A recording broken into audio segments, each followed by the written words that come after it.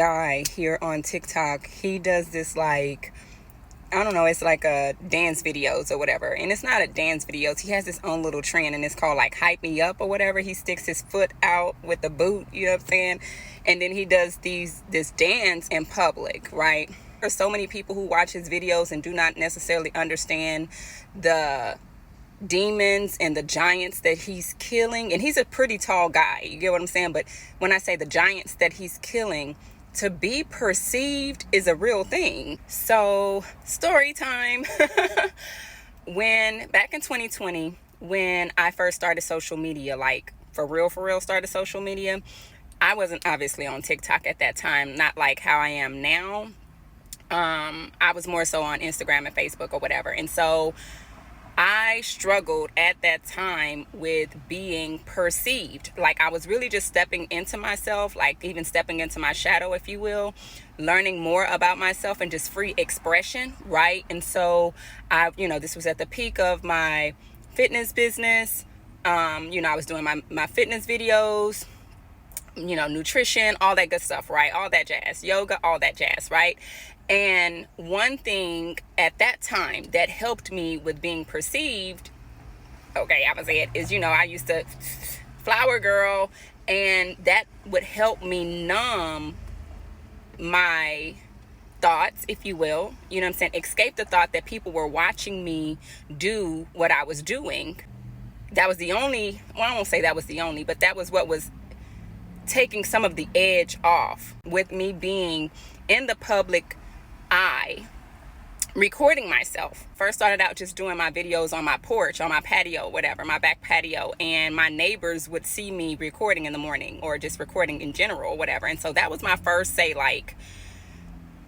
introduction to people watching, you know what I'm saying? And this is what I mean when I say escaping perception or taking the edge off of being perceived. It's one thing for you to be perceived online because essentially, we take the videos, we edit them, and then we post. It's another thing to be perceived in real time. Do you understand what I'm saying? Like people are watching you live and in action, and this gives the masses the opportunity to create whatever narratives they can think, whatever they want to think, and they're always watching. I kid you not. Like when people saw me pull my camera out, it's like everybody's face would turn, everybody's head would turn, and it's like, oh my God, why is everybody watching me?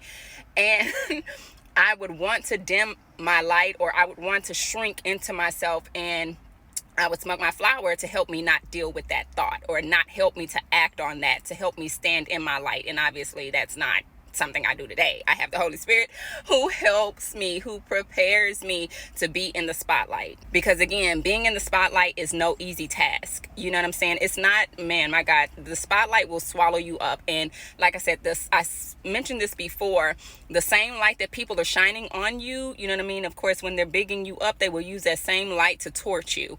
And so people can create these narratives, whether false or true, they're creating narratives. And if you want to control that, or if you are afraid of what people might come to within themselves about you, whatever ideas they may paint for themselves about you, then you'll never really be able to step into your true authenticity. You know what I'm saying? And even do so loud, aloud, if you will, like unbashfully and unapologetically. So at that time, like I said, because I was, flower girl, I'd pull that camera out, and however they saw it, whatever, I didn't care, right? And so I'm saying that to say not being funny, but I'm gonna start on and offline. You feel me? So even before I ever pulled the camera out, people would always say to me, there's something different about you. You know what I'm saying? Who are you? What's going on? Like, your light is bright. Like, I've always gotten those kind of compliments or whatever. But when you pull the camera out, it kind of magnifies everything, and everybody's watching you. It's like, it's even more reason for them to watch you, and you become the pelican in the desert. I believe that's spoken about.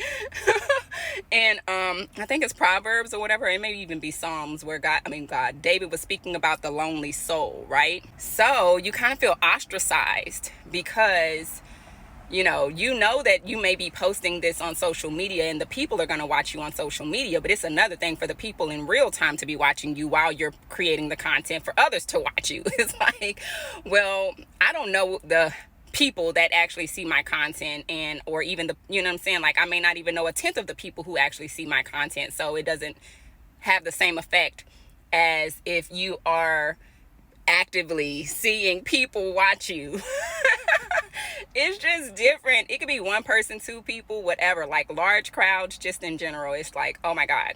So I'm saying all of this because, again, story time.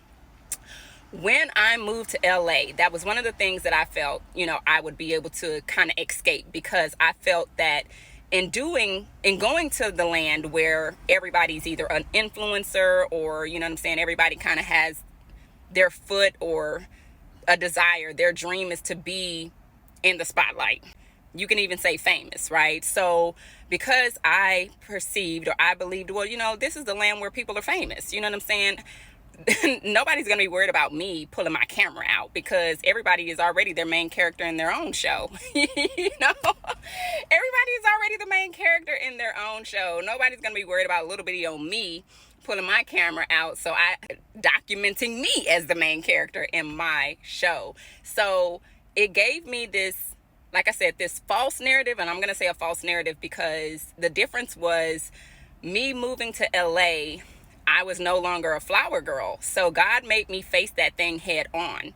And that meant, I didn't have anything to numb myself from the perception and just the eyes, you know what I'm saying, the stares, the gazes of people, and whatever they could be thinking, whatever they could be perceiving about me. And this makes me think about an interview I saw SZA do, where she was saying she hates going outside. She doesn't want people to look at her. She doesn't want to be perceived. And it's like, I understand that. And I also know that God will prepare you. Listen, if your contract or your covenant with God includes fame or some kind of renowned celebrity status, God will prepare you for it, because this is no joke. It will swallow you up and spit you out. You understand what I'm saying? So if you are not prepared, the spotlight will take you so quickly. So you get those people who become recluses, you know what I'm saying, because they don't want all the attention, the paparazzi and all this other stuff. And I'm not saying that that's something that I'm like, oh my God, I'm so excited about or whatever.